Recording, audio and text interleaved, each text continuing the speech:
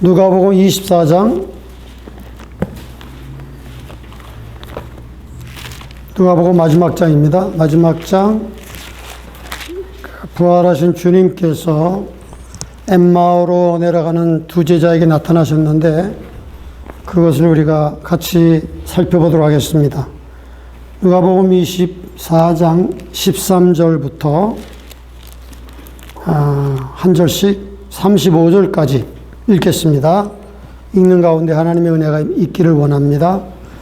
13절, 그날에 저희들 중 둘이 예루살렘에서 25리 되는 엠마오라 하는 마을로 가면서 저희가 서로 이야기하며 문의할 때 예수께서 가까이 이르러 저희와 동행하시나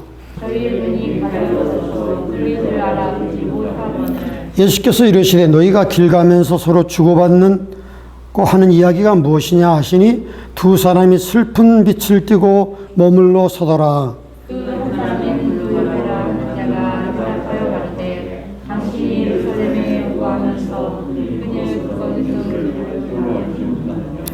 가라사대 무슨 일이뇨? 가로되 나사렛 예수의 일이니 그는 하나님과 모든 백성 앞에서 말과 일에 능하신 선지자여거늘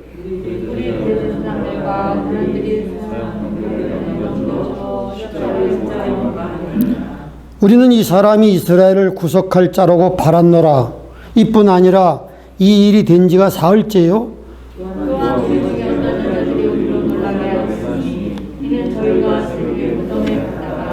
그의 시체는 보지 못하고 와서 그가 살아섰다 하는 천사들의 나타남을 보았다미라.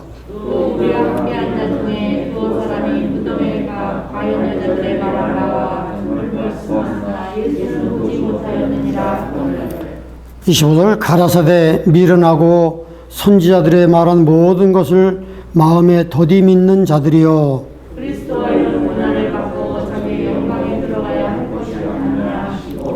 이에 모세와 및 모든 선지자의 글로 시작하여 모든 성경에 쓴 바 자기에 관한 것을 자세히 설명하시니라.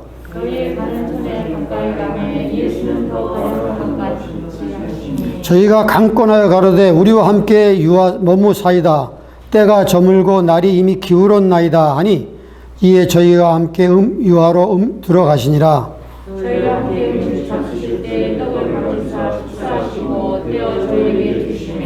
저희 눈이 밝아져 그인 줄 알아보더니 예수는 저희에게서 보이지 아니하시는지라.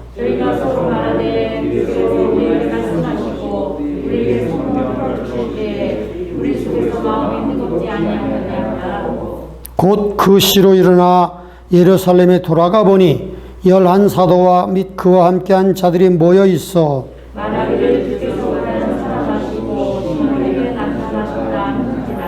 같이 읽겠습니다. 두 사람도 길에서 된 일과 떡을 떼심으로 자에게 알려주신 것을 말하더라. 아멘. 네, 오늘 말씀을 같이 상고합니다.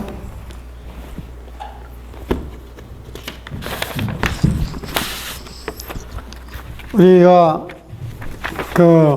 누가복음 24장에 우리가 흔히 엠마오 도상으로 내려가는 두 제자 낙심돼 가지고 모든 소망이 끝났다. 예수님 우리가 따르던 그분이 이렇게 허무하게 비참하게 돌아가실 줄이야 하면서 이제 그 제자 중에 두 명이 이제 낙향하는 거예요. 이분이 우리를 이렇게 로마의 압제로부터 독립하고 영광스러운 나라로 만들 줄 알았는데 이스라엘을 구속할 자로 알았는데 이렇게 허무하게 돌아가시다니 하면서 이제 낙심되면서 자기 동네로 내려가고 있었습니다. 사도는 아닌 것 같아요. 근데 사도와 가까이 이렇게 독실한 제자였던 것 같습니다. 그런데 여기 예수님께서 호련히 나타나신 거예요. 그래서 같이 이렇게 동행하는데 이 사람들의 눈이 어두워서 예수님을 알아보지 못했대요. 부활한 주님이 나타나는데 그래서 이렇게 대화하면서 가다가 이제 낙심되고 이렇게 한숨 쉬는 그 제자들을 보시면서 부활하신 예수님께서 그렇게 말씀하는 거예요. 25절 보니까 가라사대 미련하고 선지자들의 말한 모든 것을 마음에 더디 믿는 자들이여. 그리스도가 이런 고난을 받고 자기 영광에 들어야 할 것을 믿어야 되지 않겠느냐 하면서 여기 보니까 27절이 중요해요. 모세는 모세 오경을 말하는 거야. 창세기, 출애굽기, 레위기, 민수기, 신명기, 모세 오경을 보통 모세라고 말하는 모세 오경과 그 다음에 모든 선지자의 글을 시작해서 모든 성경에 쓴 바 자기에게 관한 예언을 자세히 설명하시니라. 그렇게 말한 거예요. 근데 여기는 이제 선지자의 글과 모세라 나왔는데 한 장 넘겨서 이제 44절 보면 시편에 이런 말이 또 나와요. 자, 44절 봅시다. 이제 계속해서 부활 스토리가 나오는데 44절에 이제는 여러 제자들과 함께 모였을 때 주님이 나타나셨어요. 그래서 생선 한 토막을 먹으신 거예요. 왜? 아니, 제자들이 믿지 못하는 거, 영인가? 뭐 유령인가? 뭐 이렇게 생각하니까, 야, 너희들 가운데 뭐 먹을 게 없느냐? 그러니까, 여기 구운 생선 한 토막이 있습니다. 그 예수님이 그 앞에서 잡수시는 거예요. 그러면서 영은 형체가 없지만 나는 있다. 그러면서 예수님이 부활의 몸으로 음식을 드시는 거예요. 그러면서 44절 이렇게 또 말씀하시는 거예요. 이르시되 내가 너희와 함께 있을 때에 너희에게 말한 바 곧 모세의 율법과 모세오경 선지자의 글과 시편이 중요합니다. 시편에 나를 가리켜 기록된 모든 예언이 이루어져야 하리라 한 말이 이것이라 하시고, 이에 저희 마음을 열어 성경을 깨닫게 하시고, 저희 마음을 열어서 성경을 깨닫게 하시고, 그러면서 이제 제자들에게 부탁하는 거예요. 46절 같이 읽어 시작. 또 이르시되 이같이 그리스도가 고난을 받고 제3일에 죽은 자 가운데서 살아날 것과 또 그 이름으로 제3을 얻는 회개가 예루살렘으로부터 시작하여 모든 족속에게 전파되는 것이 기록되었으니 너희는 내 이 모든 일의 증인이라. 그러니까 우리가 제자들이 부활의 증인이라는 거예요.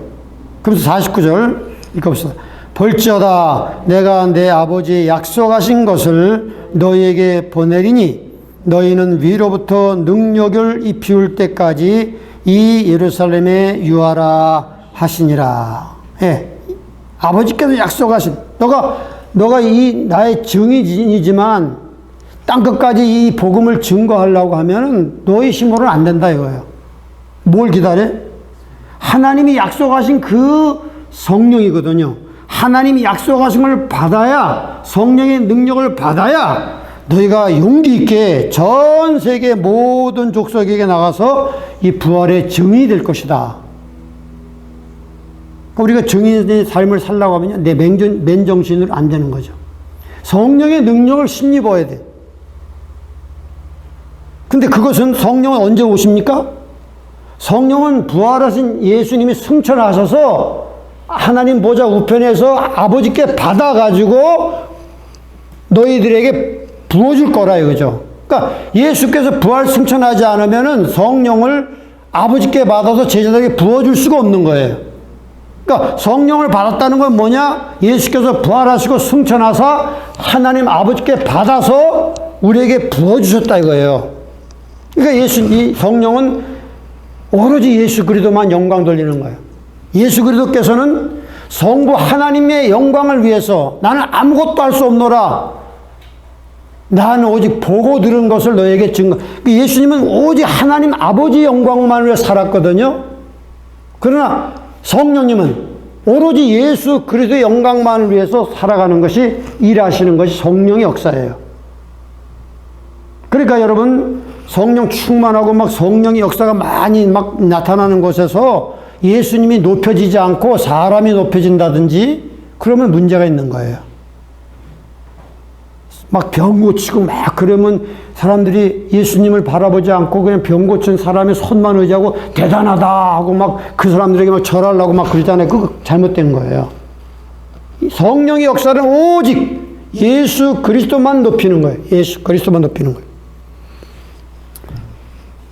그래서 이제 이 제자들이 이 말씀을 붙들고 예루살렘에서 마가의 다락방 거기서 120문도가 열심히 기도한 거예요. 하나님 약속하신 성령을 보내주시옵소서 열심히 기도하다가 오순절날 이름에 갑자기 하늘로부터 뭐 불이 막 와가지고 말이죠. 각 사람 위에 임하여 있어가지고 막 방언 나고 놀라운 일이 생긴 거예요.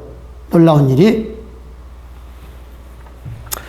그러면서 방언하고 막 그런 일이 있으니까 사람들이 막 예루살렘에 오순절날 그 하나님 앞에 제사 드리러 왔다가 저 사람들이 뭐야 이렇게 떠들고 막 난리가 났네?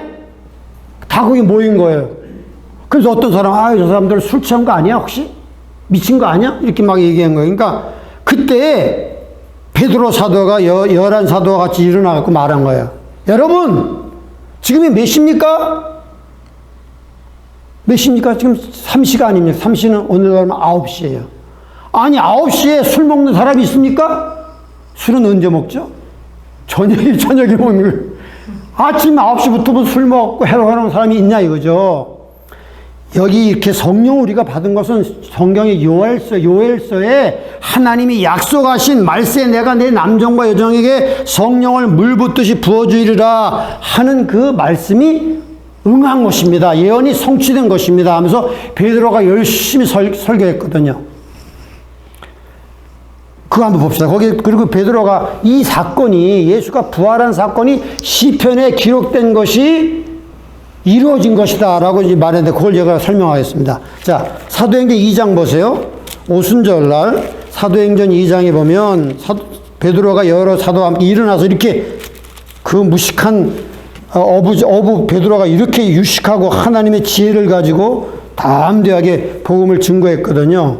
자, 사도행전 2장 거기에 이제 그 전반부에는 오순절날 막 그 성령이 막 불같이 바람같이 그 임해갖고 성령 충만 받는 사건이 나왔고요. 그 다음에 중간에 쭉 보니까 이제 뭐 어떤 사람이 조롱하면 뭐 이 사람들이 뭐 하는 것이냐 하고 막 이렇게 말하고 있었는데 그때 이제 베드로 사도가 14절 베드로가 11사도와 같이 소리를 높여 가로되 여러분 모든 예루살렘에 사는 사람들아 이 일이 어떻게 된 건지 내가 너에게 15절 때가 제3시 너희 생각같이 이 사람들이 취한 것이 아니다.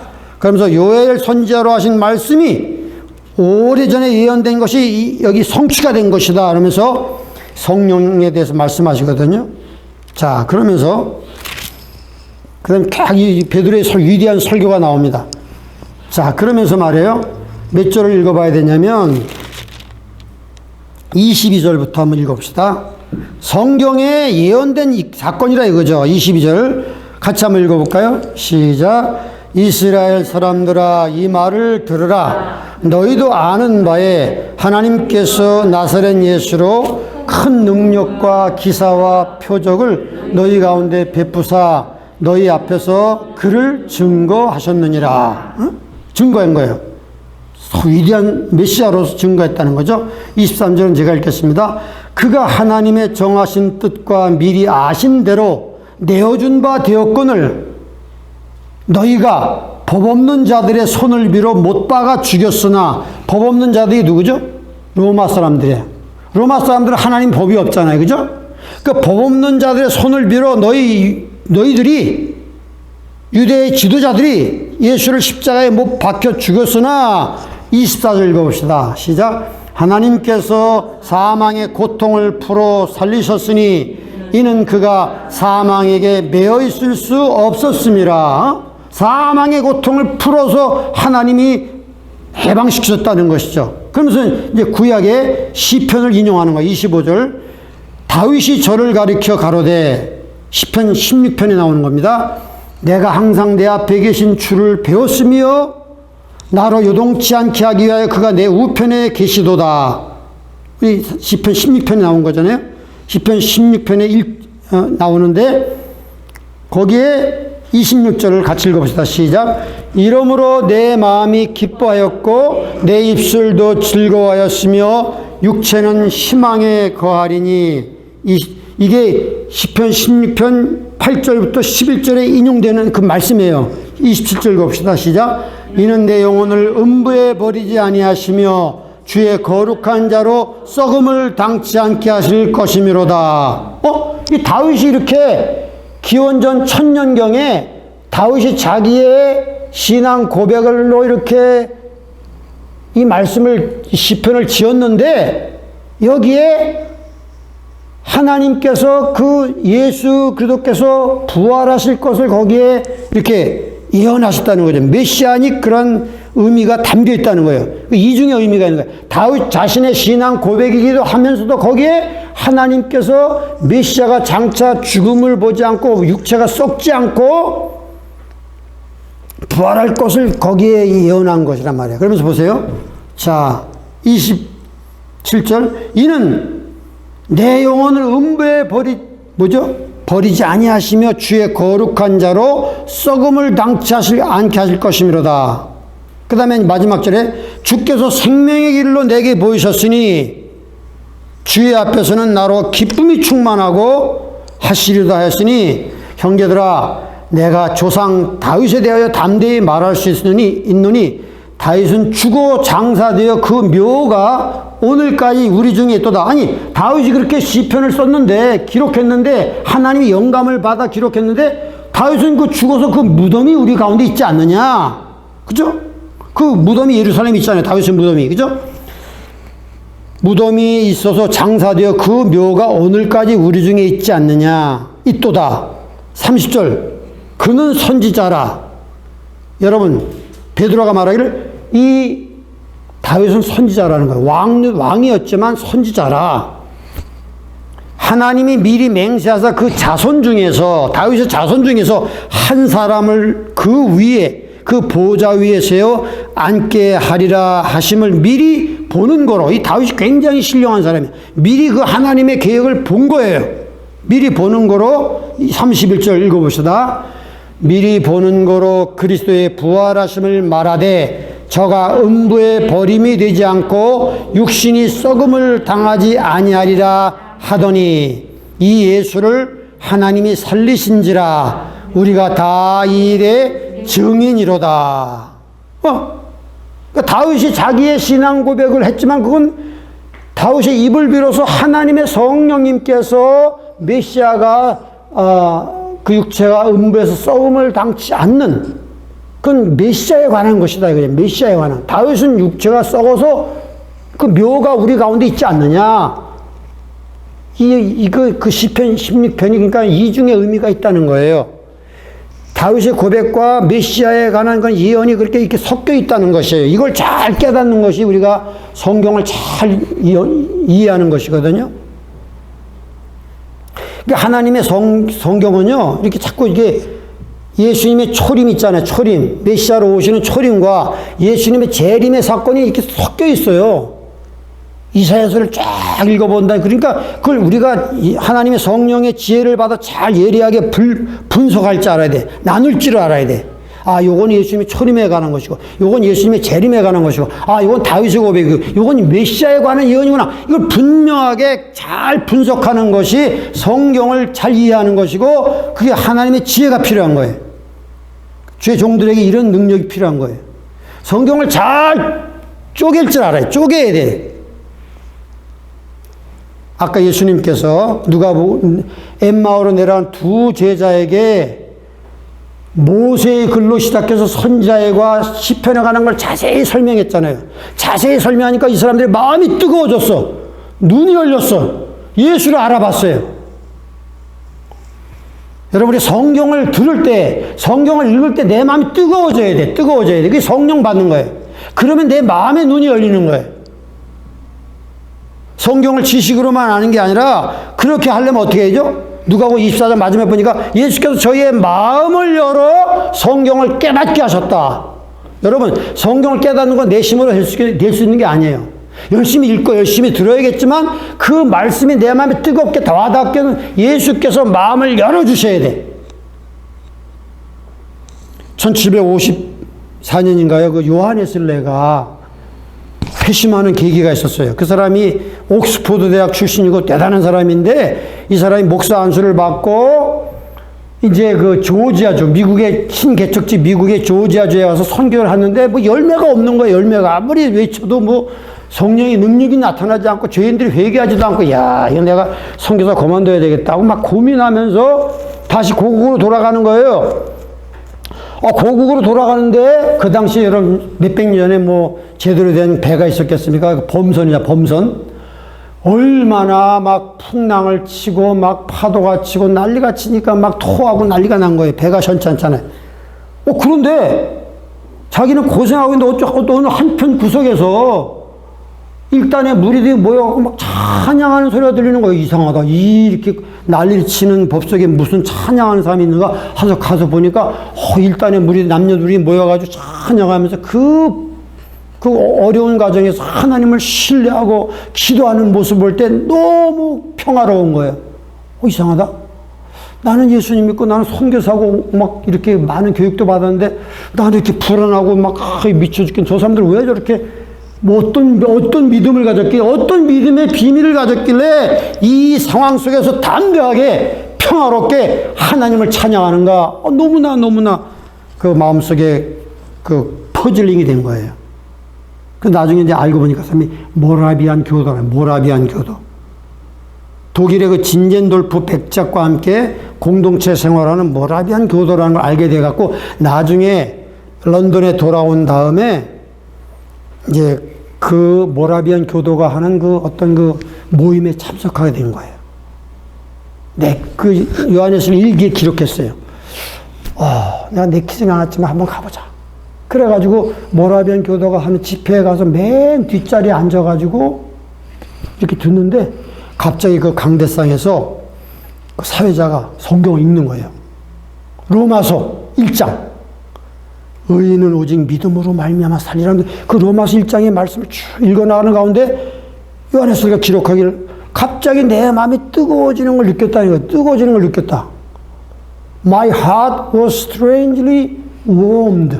이렇게 썼어요. strangely warmed. 그 옛날에 자기도 많이 읽고 듣고 그랬던 내용인데 그날따라 성령님께서 자기 마음속에 역사하시니까 뜨거워진 거야, 마음이. 성경이 막 그때부터 이제 이 하나님이 회심을 시킨 거예요. 요한에서를 신기하게 말씀을 통해서. 그때부터 뭐 성경을 읽고 그 다음에 기도하고 하니까 뭐 새롭게 다 보이는 거예요. 그래가지고 막 그때부터 설교하니까 사람들이 막 회개하고 막 놀라운 일이 벌어진 거예요. 그래서 여러분 위대한 감리교 운동이 일어난 거예요. 프랑스나 이런 데서는 피의 혁명이 일어났잖아요. 근데 이 영국에서는 18세기 이 요한웨슬레와 그를 따르는 제자들에 의해서 전국 방방곡곡에 막 말 타고 가면서 전도하고 막 이렇게 가지고요. 얼마나 많은 사람들이 뒤집어지고 그랬는지 감옥이 다 문을 닫은 거야, 감옥이. 그 사람은 말을 타고 다니면서 막 설교하고 하루에도 뭐 몇 설교하고 그래가지고 영국 사회가 완전히 바뀐 거예요. 그래서 피의 혁명이 없이 영국이 명예혁명이 이루어진 거야. 요한웨슬레의 정신적인 영적인 운동은 대단한 겁니다. 그래갖고 여러분 그것이 이제 미국까지 와서 미국 감리교회도 만들게 되고 그랬거든요. 너무 많으니까 너무 신자들이 많아지니까 감당할 수 없어서 뭐 신학교 나온 사람들만 그 주회종으로 쓸 수 없어 자기가 그냥 평신도 지도자들 중에서 막 그렇게 이제 교육을 단기간 시켜가지고 막 지도자를 막 세운 거예요. 그 다음에 그 구역이라는 모임이 그때부터 생겨난 거예요. 구역 모임이 그때부터 생겨난 거예요. 여러분, 그러니까 뭐냐면 이게 하나님께서 우리가 성경을 읽을 때 항상 은혜를 받는 거 아니에요. 그죠? 설교 말씀을 듣을 때 항상 우리가 마음이 뜨거워지는 게 아니잖아요. 맨날 뜨거워지면 좋겠지만 그렇지는 않잖아. 하나님이 역사할 때가 있는 거예요. 때. 그때 내가 그 자리에 있어야 되는 거죠. 여러분, 저는 그 베데스다 연못가에 많은 병자들이 모였었잖아요. 그죠? 예루살렘 베데스다 연못이 있는데 거기에 무슨 얘기가 있냐면 천사가 가끔가다 그 연못에 내려와서 물을 동하게 하는 거예요. 물을 동하게 하면 그 어떤 병이 걸렸든지 거기에 먼저 뛰어들으면 그 사람이 낫는 거예요. 그러니까 그 옆에는 뭐 눈먼자, 피부병, 뭐 별로 병자들이 다 행각에 모여가지고 이제나 저제나 천사가 내려와서 물을 휘저을까? 그때만 기다리는 거야. 그러면 누구든지 먼저 뛰어들어가면 낫거든요. 그 엄청나게 그 때를 기다리면서 불행한 사람들이, 병든 사람들이 그 때만 기다리고 있었는데 예수님이요, 하루를 그쪽을 지나가게 됐어요. 지나가게 돼가지고 예수님이 그 많은 행자들 얼마나 불쌍해. 다 고쳐주면 좋잖아요. 근데 여러분, 예수님은 그 중에 한 사람, 저 구석에 있는 38년 된 병자에게 찾아갔어요. 그래서 그 형제를 보면서 네가 낫고자 하느냐? 아, 주님, 내가 낫고자. 근데 아무도 내가 이게 천사가 물을 통할 때 나를 데리고 저 못에다 집어넣을 사람이 없네요. 내가 가기 전 다른 사람들이 가서 나는 차례가 없으니 어떻게 나를 좀 도와줄 수 있으면 그렇게 해주세요. 이렇게 말한 거예요. 그때 예수님께서 네 침상을 들고 일어나 걸어가라. 거기에 알 수 없는 그 능력과 그걸 알고 이 사람이 순종했을 때 기적이 나타난 거예요. 38년 된 병자가 일어나서, 예수님이 손을 잡아 일으키니까 일어나서 병상을, 그 침상을 걷고 걸어간단 말이에요. 이 놀라운 사건이 벌어진 거예요. 그럼 자기 이름을 예수로 하는 사람이 자기 이렇게 어쩌다 사람들이 간증했거든요. 저는 그걸 보면서, 아니, 그 수많은 병자들에게 예수님이 딱 서갖고 말이야, 여러분, 내가 하나님의 아들로서 여러분 다 고쳐주겠습니다. 하면서 그렇게 하면 다 고칠 수 있을 텐데 왜 한 사람에게 찾아가서 그 사람에게만 그 능력을 베풀었을까? 난 그게 참 궁금했어요. 여러분 궁금하지 않아요? 다 필요한데 왜 예수님이 한 사람에게만 그랬을까? 우리가 믿기에 예수님은 하나님의 뜻대로만 하신 분 아닙니까? 하나님 아들이시고. 그러니까 그때와 그 장소에 하나님의 뜻은 다 낚고는 게 아니에요. 38년 된 병자만 낚고는 게 하나님의 뜻이었단 말이에요. 왜 예수님이 그렇게 하셨으니까? 예수님 하나님이 하시는 거 아닙니까? 그러니까 우리가 참 하나님의 뜻은요, 그렇게 인디비주얼하게 역사하는 거예요. 개인적으로 역사하는 거예요. 어떤 사람이 어떤 놀라운 경험을 했다고 해서 많은 사람이 똑같이 그런 경험을 하는 게 아니란 말이에요. 내가 은혜를 받, 그런 사람들이 간증하면 은혜를 받죠. 그렇지만 나에게 주신 또 독특한 은혜가 있는 거예요. 그러니까 여러분, 우리가 이 엠마오라는 두 제자가 예수께서 말씀을 풀어주실 때 마음이 뜨거워진 거예요. 그래가지고 그 다음에 떡을 떼실 때 눈이 밝아져가지고 예수를 알아봤다 그랬어요. 예수님은 사라지고 없어요. 우리 눈이 밝아져야 되니까 이 성경에 보면 고린도전서 15장 보면 예수께서 성경대로 죽으시고, according to the scriptures, 성경대로 죽으시고 성경대로 사흘 만에 살아났다. according to the scripture, scripture가 바이블이라는 뜻이거든요. 그러니까 성경에 따라서, 성경에 기록된 대로 예수님은 성경을 이루기 위해서, 심지어 예수님께서 십자가에 달릴 때 옷을 나누고 막 제비 뽑았잖아요. 그게 다 성경에 예언된 것이라니까요. 시편 22편 보면요, 그렇게 나왔어요. 시편 22편 보면 저희가 내 겉옷을 나누며 내 속옷도 제비 뽑나이다, 그런 말이 나오고, 그 다음에 저희들이 개처럼 달려들어서 내 수족을 찔렀나이다. 시편 22편, 내 수족을 찔렀나이다. 나는 벌레요 사람이 아닙니다. 내가 막 내 잇몸이 너무나 갈증이 나서 막 입 천장에 붙었고 질그릇까지 깨어졌나이다. 여러분, 수족을 찔른다는 그게 나오거든요. 근데 이 기원전 1000년경에 이 시편이 기록됐는데, 여러분, 기원전 1000년에는요 사람을 죽일 때 십자가형이라는 게 없었어요. 십자가형이라는 것이. 어떻게 죽였어요? 율법을 어기면 어떻게 돼요? 돌로 쳐 죽이는 법은 있었어요. 그렇지만 십자가에 달려서 사람을, 죄인들 죽이는 것은 로마 시대 때 몇백 년 후에 로마가 다스릴 때 형벌이 있거든요. 잔인한 형벌이었거든. 근데 그 시편이 기원전 1000년에 쓰여졌는데, 로마가 통치하기 전에 수백 년 전에 쓰여졌는데 어떻게 그 정확하게 시편 22편에 저희가 내 수족을 찔렀나이다, 못 박았나이다, 이런 기록이 나오냐고요. 참 놀랍지 않아요? 성경의 예언이 참 놀랍습니다. 그런 것들이 다 이루어지는 거예요. 내가 목마르다. 그러니까 예수께서 십자가 목마르다니까 어떤 사람들이 막 해흉에다가 식초를 담아가지고 예수님께 입에다 대주니까 막 예수님 맞지 않고 그 고난을 다 그게 하나의 그 진통제인데 그걸 하지 않고 그냥 그대로 그 고난의 쓴잔을 다 맞으셨거든요. 그러니까 우리가 하나님의 말씀이 이렇게 정확하게 이루어져야 되는 거예요. 정확하게. 그래서 예수님도 맞아요. 그때 예수님이 겟세마네 동산에서 이제 기도하시고 막 200여 명의 군병들과 함께 자기를 잡으러 왔을 때에 너가 누굴 찾느냐? 나사렛 예수입니다. 했더니 내가 그다. 말할 때 이 200명의 군병이 다 뒤로 넘어져 버렸어요. 내가 그라니까. 여러분, 예수님을 결박한 것은 그 200명이 넘는 군병들이 가져온 밧줄이나 뭐 창이나 칼 때문에 예수님이 결박된 게 아니에요.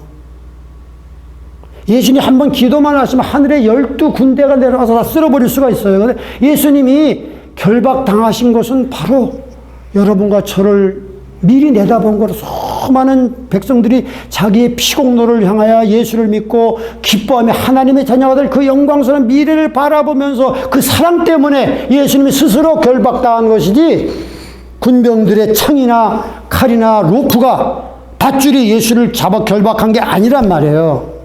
스스로 예수님께서 자기 생명을 버리고 스스로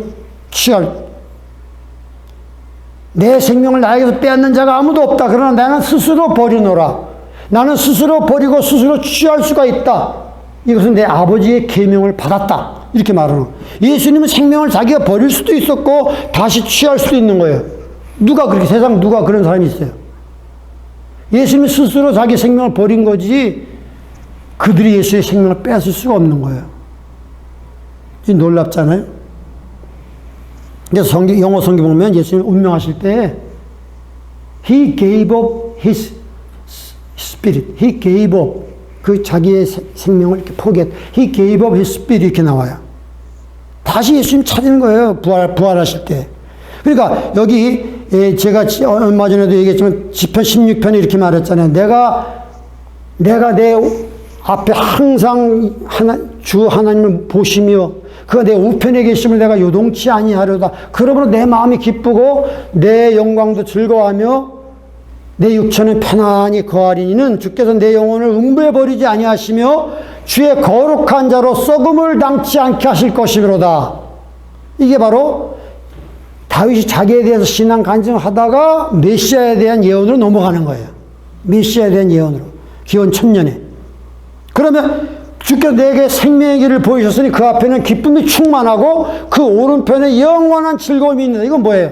예수께서 부활한 다음에 천국에 올라가서 하나님 보좌 우편에 앉을 때 그 영원한 즐거움, 그 앞에는 기쁨이 충만하고 예수 그리스도의 승천을 거기 미리 예언하신 거라 이거죠. 예언하신 거라 이거죠. 이중의 의미가 있는 거예요. 이중의 의미가 있는 거예요. 여러분, 제가 여러분에게 오래전에 한번 말씀드린 예화가 있는데 너무나 그 예화가 다시 좋아서 다시 한번 여러분에게 말씀드리고자 합니다. 여러분, 여러 해 전에 말레이시아라고 하는 그 모슬렘 국가가 있잖아요. 말레이시아, 인도네시아 이런 나라도 모슬렘 국가인데 저 중동같이 과격한 국가는 아니에요. 저도 인도네시아에 몇 번 가봤었는데 거기에서는 암암리에 전도를 할 수 있어요. 중동에서 할 수 없어. 사우디나 이란 같은 데 뭐 할 수가 없는 거예요. 근데 여기에는 좀 약간의 있거든요. 유도리가 있어서 우리 말랑이라는 인도네시아의 도시에 우리 OMS가 세운 그 신학교도 있고요. 어느 정도 그런 좀 있어요. 그런 게 자유가 있어요. 근데 그 말레이시아에서는요, 모슬렘 국가인데 5 귀족 가문이 있어요. 그 가문이 모든 경제권을 잡고 있는 거예요. 여러분, 이 동남아시아에 가보면 화교들이 뭐 필리핀 가도 그 나라 20%밖에 안 되는데 10%밖에 안 돼. 경제권은 80%를 잡고 있어요. 그러니까 중국 자본이 아시아를 거의 갖고 있다고 보면 돼요. 인도네시아도 마찬가지. 근데 이 말레이시아는 5가문의 귀족들이 이렇게 모든 부와 모든 걸 다 갖고 있는데 그 중에 한 가정이 기독교를 개종하는 사건이 일어났었어요. 여러 전에. 그래서 그 난리가 나, 신문에 나오고 막 실하거든요. 신문에 나오고 말이죠. 근데 거기서는요, 법적으로 모슬렘이 기독교를 개종할 수는 없어요. 법적으로. 오직 가능하다는 것은 뭐냐면 종교 재판을 통해서 가능할 수 있어. 재판을 받아서 그 판사가 하게 좀 가능한 건데 어떻게 이런 일이 가능했느냐. 막 비판도 많이 하고 매스컴도 많이 탔는데 그 귀족 중에 한 사람이 매년마다 이 사우디에 있는 그 성지 순례를 가는, 자기들의 모슬렘의 성지가 메카와 메디나가 있잖아요. 거기에 가는 것이 모슬렘들은 일생일대의 꿈이에요. 성지 순례 한번 가는 게 일생일대의 꿈이란 말이에요. 돈 벌어서 거기 가는 거예요. 근데 이 사람은 돈도 많고 귀족이니까 15번째 가는데 15번째 성지 순례할 때 사건이 생긴 거예요. 이 사람이 비행기 타고 나서 거기 사우디에 내려가지고 이제 순례하기 위해서 택시를 탄 거예요. 택시를 탔는데 거기 택시 운전사가 말이죠, 이렇게 물어보는 거야. 머리에 막 금발에다가 수염이 이렇게 난 사람인데 운전사가 물어보는 거예요. 선생님, 성지 순례를 자주 오시나요? 몇 번째십니까? 물어보는 거야. 그랬더니 저는 15번째입니다. 이번이 15번째입니다. 이렇게 자랑스럽게 얘기하는 거예요. 택시 운전사한테. 그때 이 택시 운전사가 갑자기 엉뚱한 말을 하는 거예요. 아니, 그렇게 많이 했습니까? 그 많은 돈이 들었고 시간과 돈이 많이 들었겠네요. 근데 성경을 읽어보면 이렇게 죽은 사람이 무덤을 찾아가서 이렇게 많은 돈과 에너지를 허비하라고 하는 걸 기뻐하지 않을 것 같아요. 하나님 기뻐하지 않을 것 같아요. 우리 주변에 어려운 사람들, 이웃들 얼마나 많은데 그 돈을 그런 사람들 위해 쓰는 것이 하나님이 기뻐하시지, 이렇게 성지에 죽은 사람이 무덤을 찾아 매년마다 성지 순례하는데 기뻐하시겠습니까? 이렇게 말하는 거예요. 이 사람이 깜짝 놀란 거야. 이상한 놈이 있다. 그래갖고 이 사람이요, 그런 모슬렘 국가는 종교 경찰이라는 것이 있어요. 우리나라의 안기부나 이 FBI 같은 단체거든. 거기에 이 사람이 딱 내가 신고해야겠다. 그래가지고 이 사람이 딱 도착해갖고 말이죠, 얼른 그 번호를 기억했다가 신고한 거야. 경찰에 신고한 거야. 그러니까 경찰이 수소문한 거야. 이상한 놈이 있다 해가지고 그래갖고 막 수소문하고 몇 시간 만에 잡힌 거예요. 저기 택시 운전사가. 그건 신기한 거야. 근데 이 사람이 보니까 경찰한테 대조신문을 내려고 보니까 얘는 아까 같이 턱수염이 이렇게 금발이 뭐지가 아니고 수염도 하나도 없고 이상한 사람이 택시 운전으로 잡혀온 거예요. 이상하다. 이 사람 맞습니까? 경찰이 물어보는 거야. 아닙니다. 아까 본 사람은, 저한테 그 이상한 소리 한 사람은 턱수염도 이렇게 나오고 금발이 뭔데 이 사람은 아닌데요? 그래갖고 유야무야 끝나버리고 만 거예요. 근데 이 사람이 그 소리가 막 가슴에 맴도는 거예요. 그래서 어떻게 이제 성지 순례를 마치고 고국 말레이시아 돌아와서 자꾸만 이것이 막 생각나는 거야. 야, 이상하다. 성경에 읽어보면 죽은 사람을 위해서 이렇게 찾아보고 돈 많이 쓰는 게 그게 하나님 기뻐하신 거냐 그랬는데 이상하다. 그래서 수소문해가지고 자기 친구들 중에 또 아는 사람 중에 예수 믿는 사람이 있거든요. 말레이시아는 약간 마일드한 모슬렘 국가니까. 그래서 알아가지고 그 사람한테 상담을 하러 간 거예요. 그 집에 가가지고 응접실에서 차를 마시면 귀족이 온다니까 이제 이렇게 잘 대접했겠죠. 차를 마시고 오는데 보니까 벽에 그림이 사진이 걸려 있는데 저런 예수님 사진이 걸려 있는 거예요. 수염이 싹 나 금발에. 그래서 이 사람이 물어봐. 저 사람 누굽니까? 우리가 모시는 예수 그리스도입니다. 이렇게 말하면, 내가 그 사우디 공항에서 본 택시 운전하고 똑같이 닮은 거예요. 그 모습이 똑같이 닮은 거예요. 그렇게 자기가 얘기를 한 거야.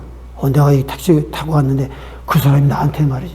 하나님 기뻐하시겠습니까? 성경 읽어보세요. 이런 말을 했는데, 나 그거 자꾸 잊어버리지도 않고 참 내가 막 꿈에도 자꾸 생각나는데 내가 예수님에 대해서 좀 알고 싶습니다. 나한테 좀 얘기 좀 해줘요. 그래야 그 집에서 일주일에 한 번씩 성경 공부를 한 거예요. 예수님에 관해서 마태복음, 마가복음 이거 읽어가면서 성경 공부하다 이분이 이제 이분은 부활 승천해갖고 지금도 살아계실 뿐만 아니라 무덤이 없다는 걸 깨닫고 나서 야, 이게 참 종교구나, 이게 참 신앙이구나 해서 자기 가족들하고 다 세례를 받은 거예요. 그러니까 거기서 막 난리가 난 거죠. 자기는 그래서 재판을 받겠다. 재판을 받아 내가 기독교를 개종하겠다 그런 거예요. 그래서 사람들이 매스컴이 얼마나 비난하고 그런지 몰라. 그렇지만 자기는 그렇게 해서 그 재판사가 말이죠. 당신은 이렇게 해서 재산을 몰수당하고, 이렇게 모든 직책을 다 박탈당해도 괜찮습니까? 예, 저는 제가 믿는 이 예수 그리스도께서 부활하신 분이기 때문에 저는 여기에 생명을 걸었습니다 하면서 즐거운 마음으로, 정말로 담대한 마음으로 모든 걸 포기하더라도 이 예수 그리스도를 자기는 배반할 수 없습니다. 저는 기독교를 개종하겠습니다 해가지고 그게 허락된 거예요. 재판을 통해서. 그 대신 모든 걸 다 잃어버렸죠. 놀랍잖아요. 실화예요, 실화. 여러 전에 나왔거든요. 그래서 성경 말씀 보면 천국은 마치, 예수께서 말씀해, 천국은 마치 어떤 값진 진주를 구하는 장사꾼과 같은데 그가 다니다가 값진 진주 하나를 만남에 자기의 소유를 다 팔아 그것을 샀느니라, 이런 말이 나오거든요.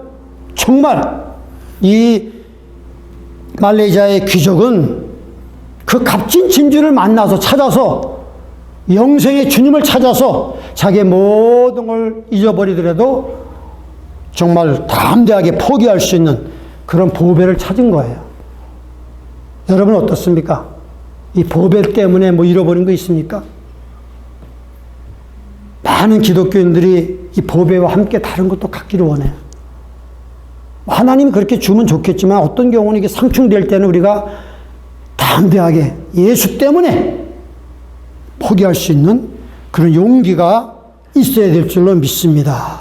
여러분, 여기 엠마오로 내려간 두 제자가 이제 그러다가 이제 마음이 뜨거워졌고 눈이 열렸는데 예수님과 함께 떡을 떼심으로 저들의 눈이 밝아져서 예수를 알아봤는데 예수님 사라지셨단 말이죠. 우리가 영의 눈이 밝아지기 위해서는 어떻게 돼? 떡을 떼어야 돼, 떡을.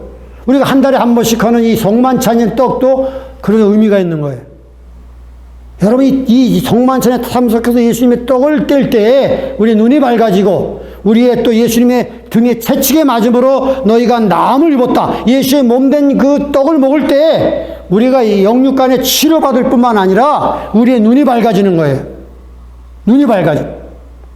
그 다음에 시편 19편 보니까 여호와의 말씀은 정직하여 사람의 마음을 기쁘게 하고 여호와의 계명은 순결하여 눈을 밝게 하도다 그랬거든요.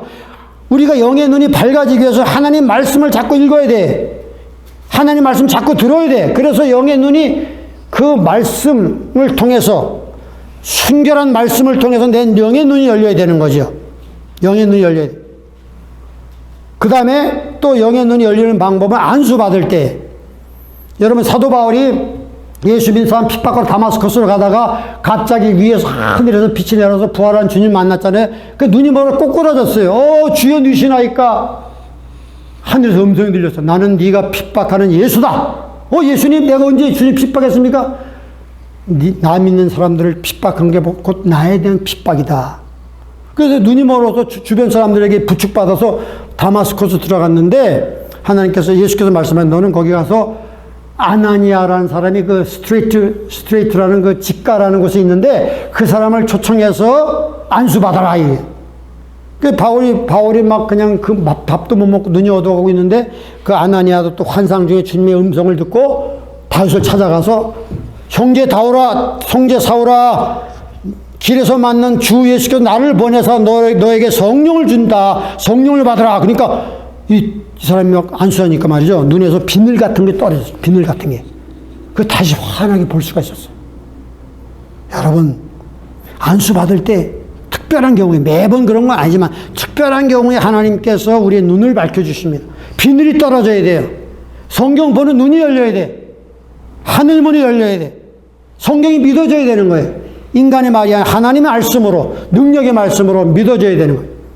떡을 떼심으로 눈을 밝아져서 가슴이 뜨거워져서 다시 낙향하던 두 제자가 예루살렘에 가서 형제들아, 우리가 예수를 만났습니다. 그때 거기 보니까 베드로와 또 다른 사람, 우리도 무덤에 가니까 천사를 만났다. 예수를 보지 못하고 천사가 예수께서 부활하셨다고 했다. 그래갖고 막 이 사람들이 막 흥분한 거예요. 오, 그럼 정말 예수께서 말씀하신 대로 부활하셨구나.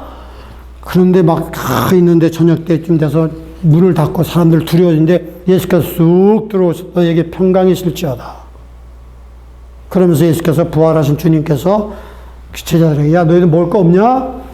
왜? 예수들이 영을 보는 것 같으니까. 그래서 예수께서 구운 생선을 받아 먹으셨다 이렇게 말씀했거든요. 천국 가도 먹을 수가 있는 거예요. 먹지 않아도 되고 먹어도 되고. 천국은 그런데.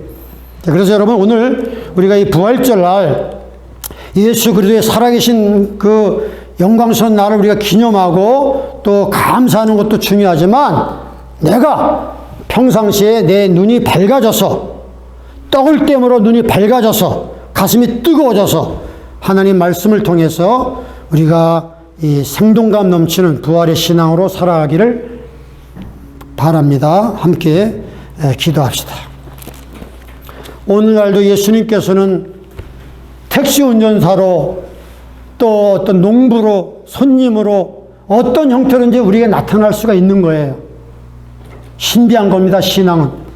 그래서 12절 13장 보니까 너희가 형제 사랑하기를 계속하고 손님 접대하기를 잊지 말라. 이로써 부지 중에 천사들을 영접한 자들도 있었느니라. 그렇게 말했거든요. 그래서 우리가 항상 친절하게 모든 사람에게 친절하게 대하면서 하나님의 천사를 또 부지 중에 접대할 수도 있는 것입니다. 예수를 만날 수도 있는 것입니다. 어떤 때는 거리로 나타나시기도 하고 농부로 나타나기도 하고 손님으로 몰라요. 아무도 몰라요. 항상 겸손하게 주님과 동행하는 저와 여러분 되기를 바랍니다. 예수님 감사합니다. 오늘 부활해 주신 주님 2020년 너무 힘든 이 팬데믹 전 세계가 고통 속에 지나고 2021년에도 이제 계속해서 이 고통스러운 시간이 이어지고 있지만 이 부활절을 기점으로 해서 주님 이제 서서히 이 어둠의 그림자가 사라지게 도와주시고 하나님 아버지 이제 모든 사람들이 하나님이여 자유롭게 하나님 앞에 예배드리며 또 하나님 정상생활을 할 수 있도록 은혜와 긍휼을 베풀어 주시기를 원합니다. 우리 형제자매들 하나님 아버지 앞에 이 말씀을 통해서 읽고 들을 때 마음이 뜨거워져서 하나님 눈이 열려서 이제 하나님 앞에 신령한 교통을 하며 하나님의 주님의 부활의 신앙으로 살아갈 수 있는 우리 모두가 될 수 있도록 축복해 주시옵소서. 예수님 이름 받들어 기도 올려 싸움나이다. 아멘.